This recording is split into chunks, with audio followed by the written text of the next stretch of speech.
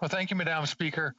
The Conservatives continue to bring up China and the Liberal Party, but I'd like to just remind this member that it was the Harper Conservative government who signed an agreement with Communist China with the 2012 Canada-China FIPA that gave Chinese state-owned corporations a great deal of power over our democratic authority. And it was Rob Nicholson, who was the defense minister, who signed an agreement with the Chinese military for military cooperation in 2013. I just like to step back into taxes, though, because we know that trickle-down economics has not worked. And cutting taxes for the ultra-wealthy has just meant that they've lined their pockets, and the burden of taxation has gone to the working class and to the middle class, and that is not working. It's not good for our economy, and it's not good for working people. And I would agree with the previous member from Kingston and the Islands that we need to have serious tax reform and to look at making sure that the wealthy pay their fair share. And would this member not agree that the burden falls too much on working people in the middle class?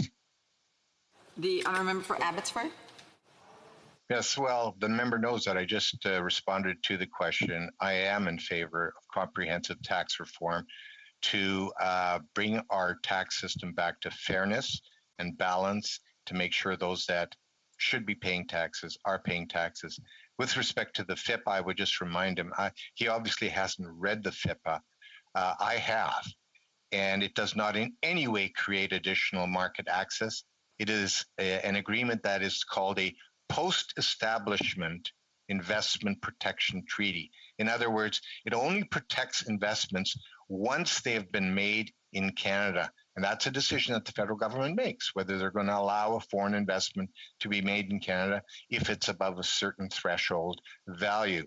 But the suggestion that somehow this agreement opens up the market for Chinese investment, that's patently false. In fact, this agreement does more to protect Canadian investors when they make investments in China and are then discriminated against by Chinese governments. I have to allow for another